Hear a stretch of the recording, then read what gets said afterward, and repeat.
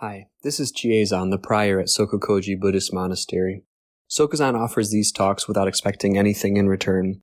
If you value these talks and would like them to continue, please visit our donate page at www.sokukoji.org. Thank you.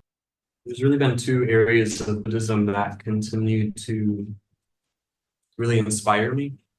And the main one is simply the practice of seated meditation.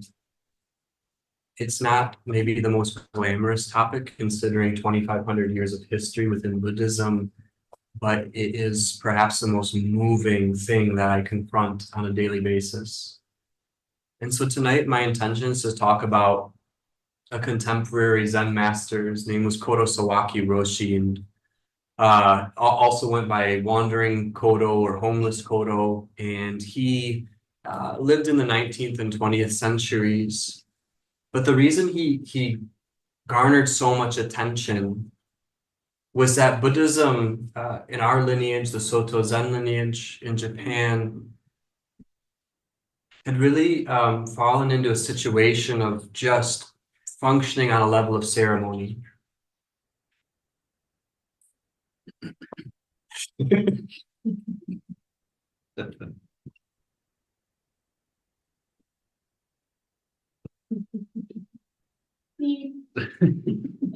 We're trying to make it quieter. Yeah. Anybody need to check their phone real quick? Get some popcorn, go to the bathroom. I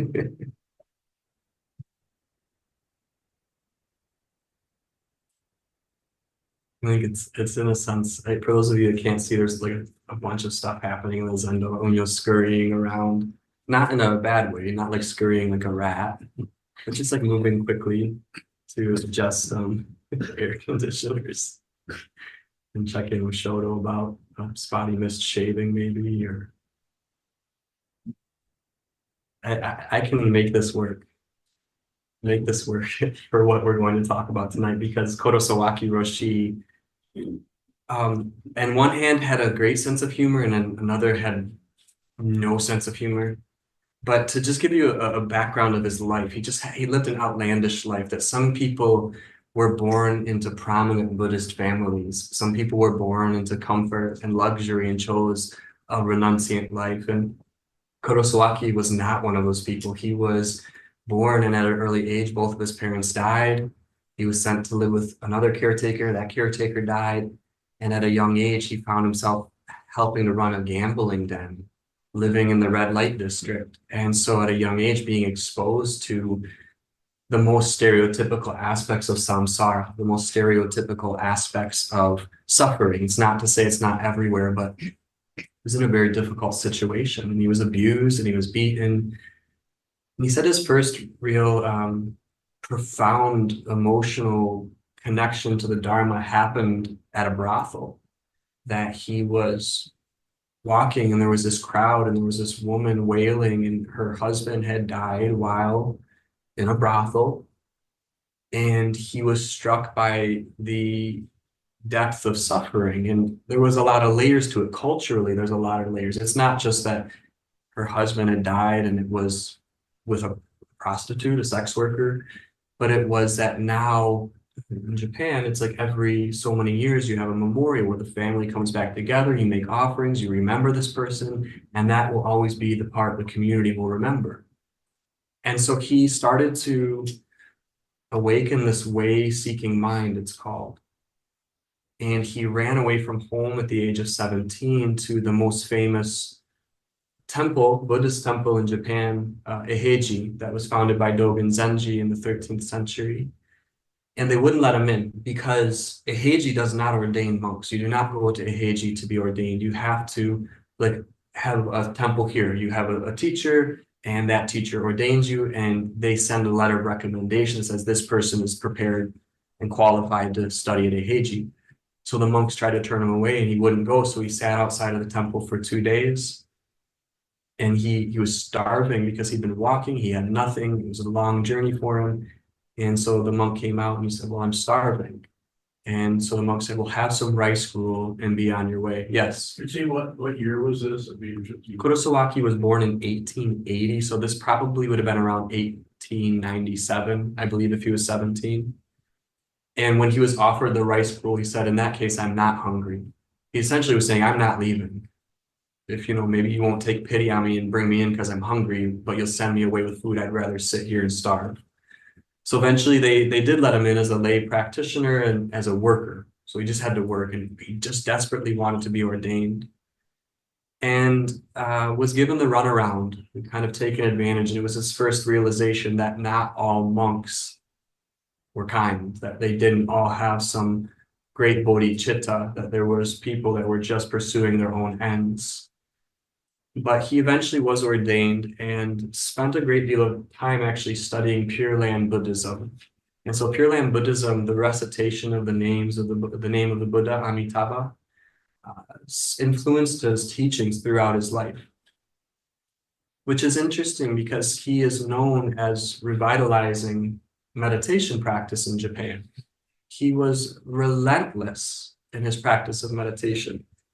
And I wanted to share, because I really want to share about this flavor, and it wasn't unique. This is not something he created. He really dug down into what would be called Dogen Zenji Zen, like Dogen's Zen. And this is a direct quote from Dogen's, a record of things heard. Dogen said, sitting itself, meditation itself is the practice of the Buddha. Sitting itself is non-doing. It is nothing but the true form of the self.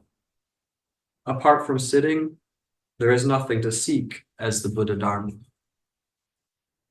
And Sawaki Roshi's pursuit of Zazen, as I said, was quite relentless. He took his vows of poverty very seriously, refused to own anything, to claim ownership of a temple, and he went into retreat, and his meditation practice started at 2 a.m. and went until 10 p.m. without break. Essentially, he would sit for 20 hours a day. He would use the restroom. He would eat a meal a day. He became quite emaciated, but primarily eating rice and maybe some pickle. And that continued.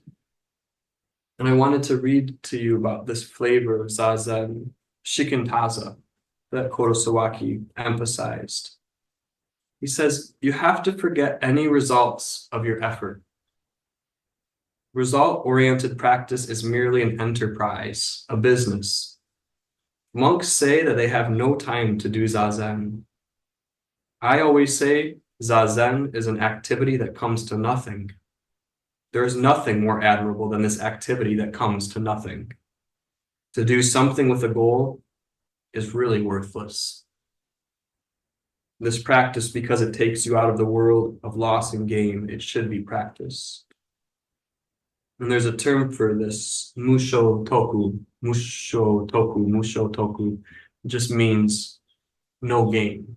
And that our practice is practice purely for the sake of the practice itself. That meditation is only practiced for meditation's sake.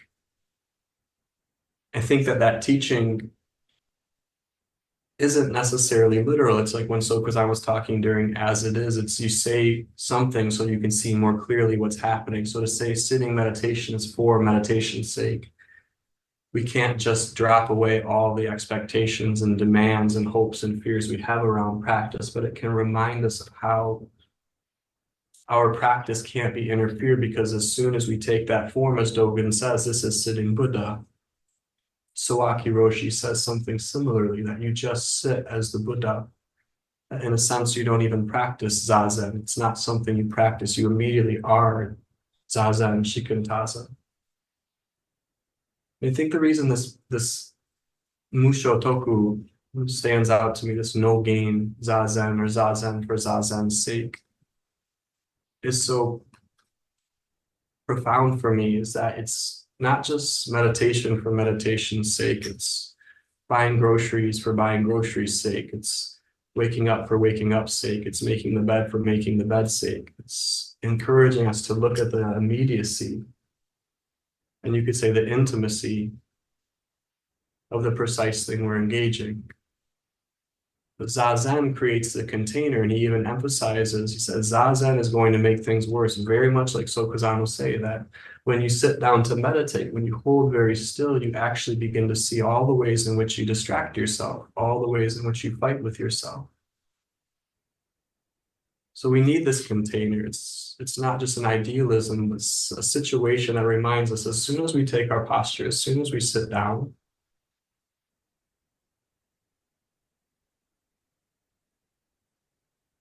it's not that nothing else is happening, but what continues to happen is not an indication of our practice.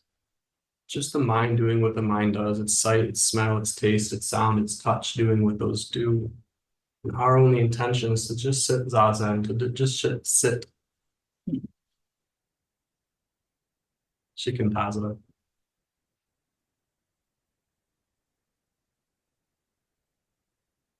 And I think as our community continues to grow, it's a helpful reminder because all of us have said that I don't have time to sit anymore. I don't have time to sit. I don't have time to practice anymore. And it's not that we don't occasionally, it's not that we don't have a lot to do, that there aren't things that may need our attention, but to somehow find a way to reconnect with that inspiration of relating directly to the mind. That we return to that on a daily basis, that in a sense, I don't know, is there anything more important than that? Because as the teachings say, death comes without warning. At that time, the Dharma will be my only help. And so all those things that we prioritize to put off our practice, don't put off death, put off the actuality of that this human form will come to an end. And so Kodo Sawaki had this incredible impact on meditation in Japan, to the point where towards the end of his life, he had literally thousands and thousands of followers. He would put on these retreats yearly. He would do sessions throughout the year. He would go anywhere he was asked to teach, and they would have 500 people show up, and they were having to create temporary facilities. They were having to create multiple zendos to accommodate all of these teachings. And I think it's important to acknowledge that he had a direct impact on our lineage, that while he's not a direct lineage holder coming through Kobun, he was one of Kobun Chino's teachers, and his monastery is still thriving in Japan as a center for meditation practice at Antaiji. And nowadays, I think they might wait until 3 a.m. to start practice, but it's still a 3 a.m. until 10 p.m. And his lineage has made its way over to the States in a formal sense down in Bloomington with Sanshin Zen Center and Shohaku Okumon. And they similarly sit a pretty rigorous sesshin a couple times a year where there's no talks, no samu, there's just sitting, taking your meals and sitting, returning to sitting. And so I told Sokuzan before I came over, I forgot all my notes. They're all at home. But I'm really curious or interested to talk about meditation practice, because I think that that's one thing that I'm never tired of hearing Sokuzan talk about, to have an entire book of 108 ways to meditate. It's important that there's not just one. It's important that it wasn't just one thing. It's 108, it's 208, it's 2080. There's constantly a returning to that intention to train. So other questions about Kodo or no gain Zen, as it is called? Yudao.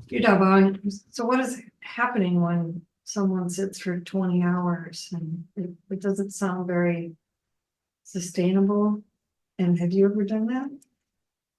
Once, I guess. Yeah, once, one night. We sat sesshin from 5:40 until 9, and then we started sitting at 10 p.m. again and went till 6 a.m. So that was probably 20 hours in there.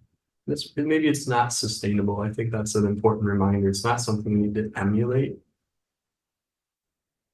But I do think we need to recognize that there's an importance in training. And if we look at Zen meditation, the whole history of Zen is stamped with these figures revitalizing practice. So if we go back to Bodhidharma came from India to China, where Buddhism had spread everywhere.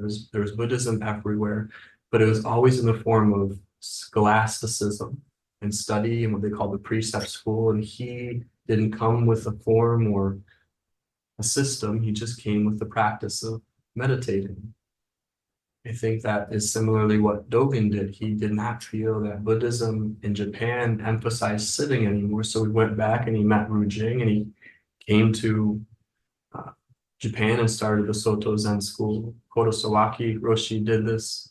I feel that Shinryu Suzuki also had a similar sentiment. He was very discouraged by the pomp and the ritualism that had predominated all aspects of priest and monk life in Japan, and had a real inspiration to revitalize that practice of meditation. So simply for us, as we continue to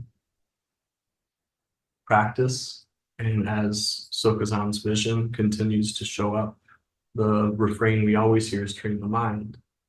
And so we shouldn't lose the weight of how important actually sitting down and training is in the midst of all we have to do in order to help others to practice. How do we not attach to, like you were saying, it's not a goal-oriented practice, to having the quantity be important? Like I need to sit this much, otherwise, I don't know what. The only thing I could say to that is I just relate to that as we have to relate to that as individuals. And so any one of you had that conversation with Sokuzan, look at how you're practicing and where you might be able to schedule more, or maybe where you should practice less. And so sometimes it feels like it's the tension that's important. It's not so much getting to the goal or getting to the mark or getting to the quantity, but it's the tension that we put on ourselves that in a sense, it seems like it creates some energy to like, I really want to do this. I really would like to do this. And so maybe we catapult in one direction of I'm not practicing so much, and then we come back and we're practicing a lot. And it's not about finding a point on that spectrum to maintain, but looking at the tension and returning to the intention.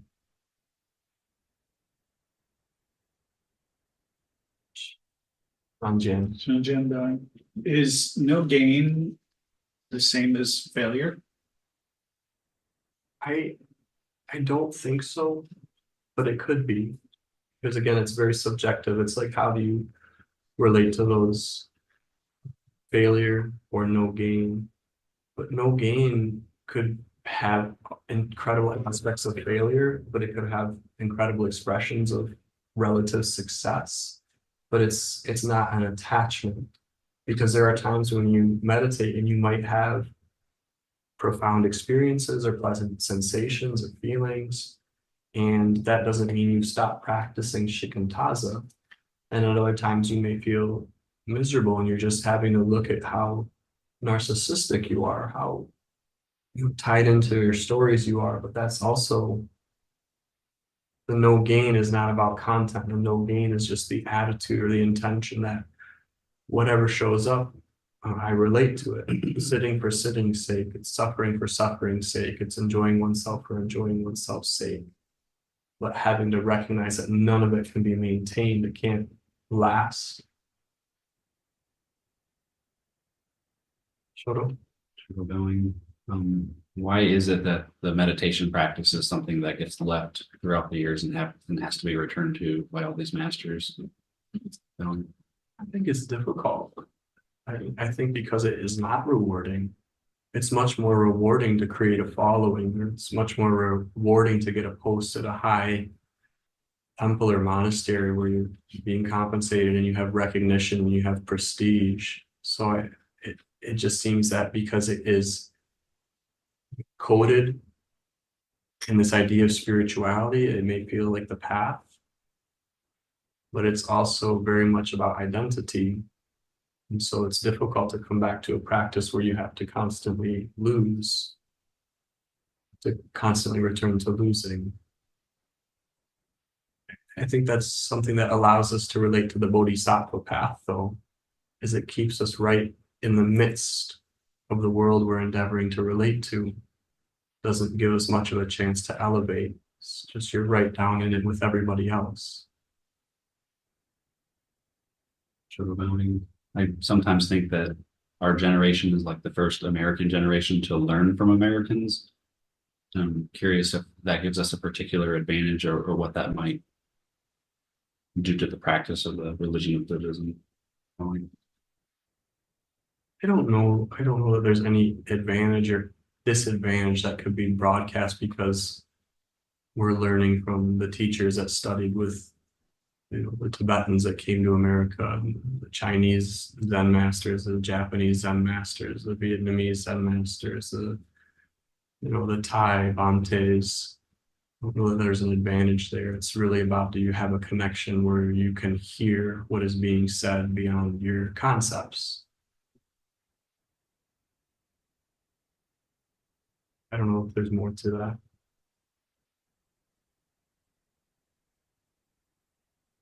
Go ahead. Showboating. I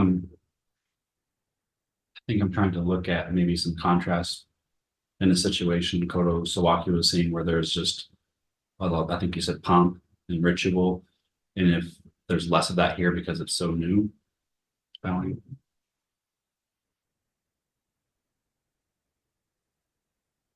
There may be a little bit of modification, but it's not that the ritual couldn't also be used completely in service of the student. So it's not to do away with that. It's not to say that we shouldn't go and learn those forms or learn how to practice in that way, but it has to be, or feels like it needs to be, with the attitude of relating to it directly as it is, as opposed to the credential that it may be taken for. So you can't really look at any aspect of Buddhism and say, well, that's inherently a disadvantage or inherently an advantage. It's our responsibility as students that if that's the way in which it shows up, that's the way in which we receive it. I think that Suzuki Roshi gave his students the instruction that wherever you go, practice the way they practice.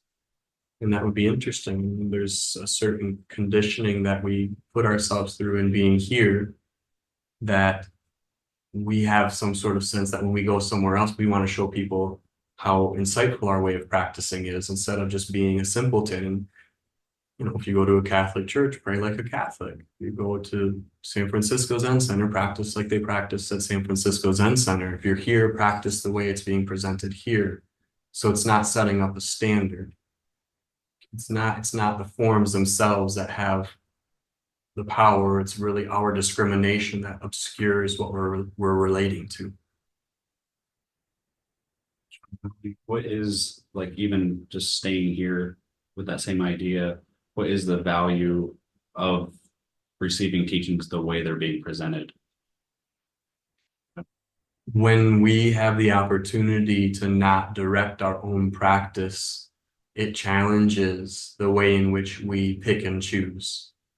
And so when we come into a situation like SokukoJi, you come into this monastery, you study with Sokuzan with these particular teachings, I don't feel that what's being said is that these have an inherent value, which is lacking in other forms, but it gives you a very precise direction that does not particularly compromise to your preferences, although it may modify. And it challenges us as students to relate to something as it shows up in the midst of our liking and in the midst of our disliking, that regardless of which of those two show up, our intention is to relate to them anyway. So it points out the discrimination that occurs quite spontaneously in the mind. And my experience in other spiritual communities is that when they have, which can be completely helpful, but when they have an egalitarian approach, everyone's just trying to please everybody else, and no one's willing to create the sort of tension that occurs when you have a teacher. And that's something that if you look out through the history of Buddhism has been an important part, that it's not just everyone deciding as a consensus how we can do this, that there is some sort of direction that is given. And if one were to have some insight, they may modify that direction, and then that is how their students would practice, but to not to modify things arbitrarily just because of something doesn't feel pleasant. I try to look at it as, how is this an expression of the entire world? That we don't want to isolate this situation and create an artificial God realm. But this is the same thing we relate to when we step outside, that the world is not always going to accommodate us in the way we would prefer. And so we can live our lives avoiding that and fighting with it when it arises, or we can train in a container that shows us how to relate to that out of intelligence, because it is an inevitable part of living in this world, it seems. That reminds me of that area, like Sokuzan's teaching, do it anyway. What does it mean to do it anyway?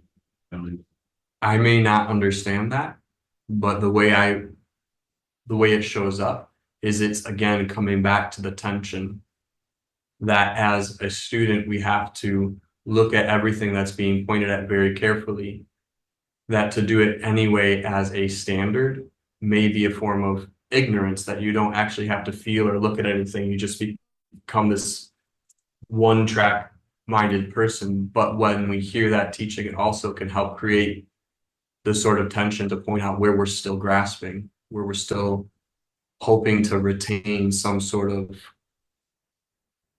individuality or sovereignty. So as Sokuzan often says, it's about awareness. And so when I hear teaching like that, that sounds very much like an order. I would come back to, what does it mean to relate to that, not out of our prejudice, but out of our awareness. And the way we do that is noticing whatever arises when that instruction is given.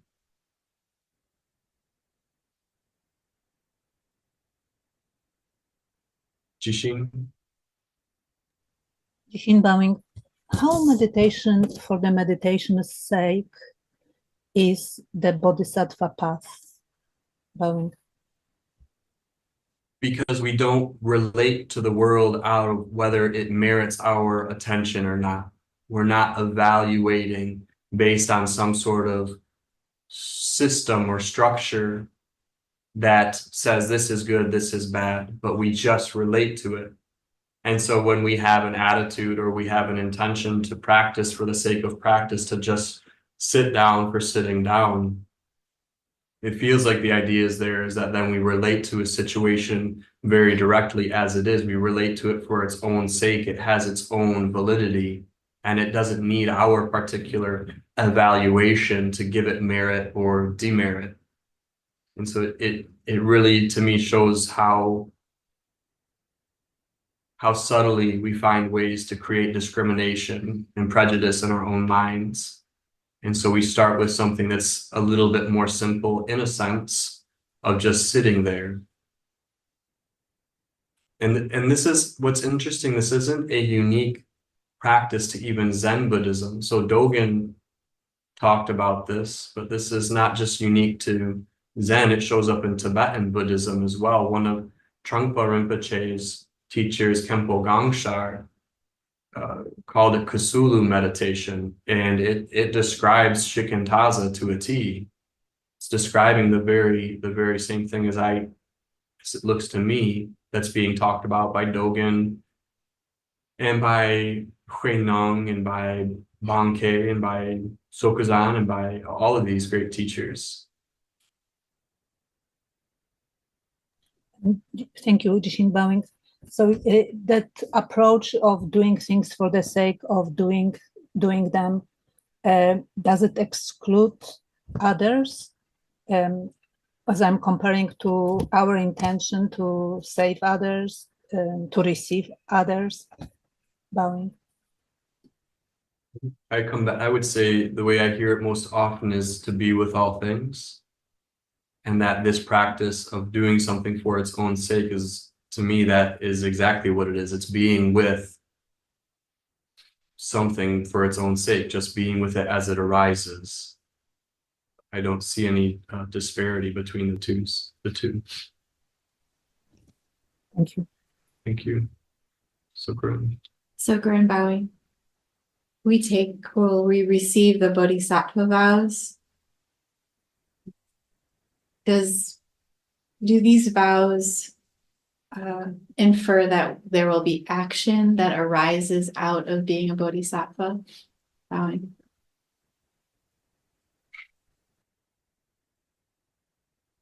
I don't know if this is helpful, but it feels like what is being indicated is that action will arise out of the situation.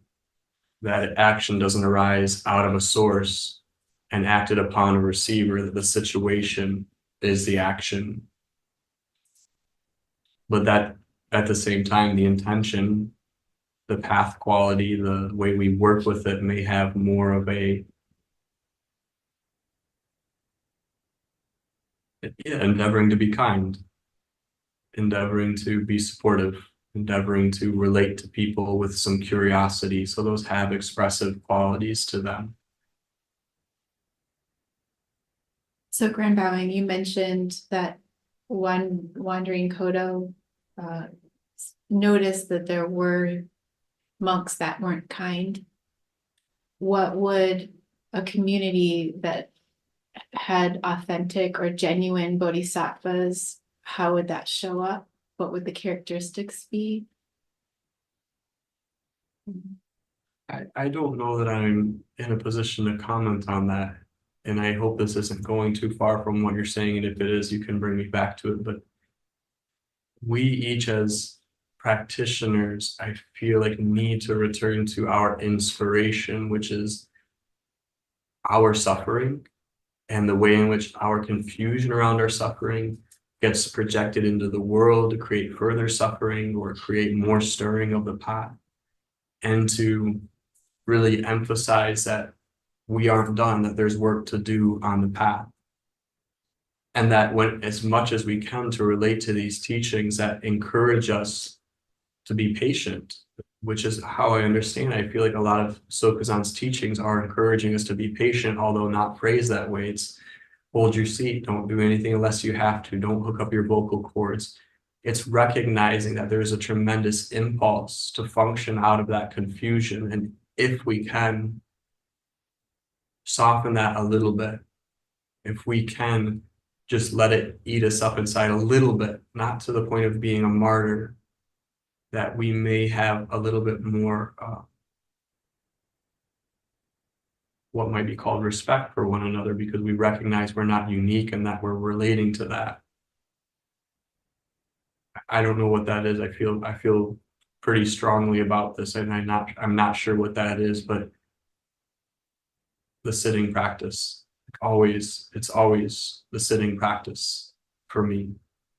And that if we have a deep respect for the teacher and a deep respect for the sitting practice, and you see a room full of people that have been brought together based on these teachings and this practice, that we might have a sort of kindness that allows them to have their confusion in such a way that they're allowed to sit next to you. They're allowed to sit in this room, sit in this space in their confusion. Because while we're all expressing that in different ways, we have an intention, and that, and it's not a word I hear Sokuzan use a great deal, but have some respect for one another. That at the very least, we made it here to do this. And I don't want to put that up as a credential, but it's hard to be here. That's all I'm saying. Yes. What I often point to, and this is a reminder, not to you, but to everyone, as I say, respect people's confusion.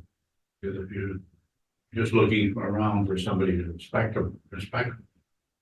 is respectable, something that's, you can find some of that, but quite often that's based on relative condition of trying to appear respectable. People are to look at somebody's confusion and respect that confusion and know that they're, I don't mean to take over your Dharma talk here, but I just mean it's just so important. You can't respect the confusion here, very good, very good to go to respect in other places, so simply put, thank you. Thank you, Soku-san. Sokurin bowing. If someone is not a meditator, but is showing up as a person in the community that's putting others before themselves, are they somehow not on the path? Really appreciate everyone's willingness to allow me to express my confusion up here. And that's a lot of what happens. And what shows up for me is Soku-san and I had Dokusan, a pretty long Dokusan today. And we were talking a little bit about some of those early koans. And one of them is, why did Bodhidharma come from the West? And the one exchange around that stood out more than any others was a student asking their teacher that, why did Bodhidharma come from the West? And the teacher kind of yelled at them and said, what does it matter what Bodhidharma's intention was? What is your intention? And it's really hard not to want to evaluate, is someone on the path? Are they not on the path? And it's just absolutely none of your business to the extent in which they express their Buddha nature. That what is your intention? What is your clarity? What is your understanding? What is your practice? And you could relate to everybody as a Buddha, and you get to be the sole sentient being surrounded by these profoundly enlightened beings that are just there to help you. There was a poem by the Sufi master Hafiz, and I'd have to paraphrase it, but the poem goes something like, how do I listen? As if everything I hear were the dying words of my master. And this is mirrored in Tibetan Buddhism, which encourages practitioners to hear everything as sacred mantra, that every noise you hear is a sacred expression. And that's not to be amped up through emotions and some idealism, but when you look at anybody else, what their motivation, intentions, or understanding are completely incomprehensible to us. We can never know that, but what can we know is the way in which they help us see our own mind. That's something I can say, but I don't know that it's so simple to do, because the relative backing is there are good people and bad people and right people and wrong people. And we want to get a hold of that, and we want to mitigate our own suffering. But no matter how awful somebody is, the degree to which we accuse them of being awful is the extent to which we are confused. And it's not complicity. I'm not saying that we acquiesce to the demands of the world. But again, I come back to this idea that nothing that is happening can excuse us from our own confusion. We can do our best to help, we can do our best to pacify or to support, but there has to be some willingness to acknowledge our own lack of clarity and yet still have an intention to show up. And I think that that's maybe part of where the path becomes lonely.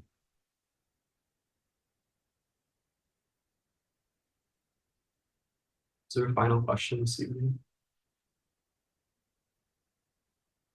Thank you. Hi, this is Chiezan, the prior at SokukoJi Buddhist Monastery. Sokuzan offers these talks without expecting anything in return. If you value these talks and would like them to continue, please visit our donate page at www.sokukoji.org. Thank you.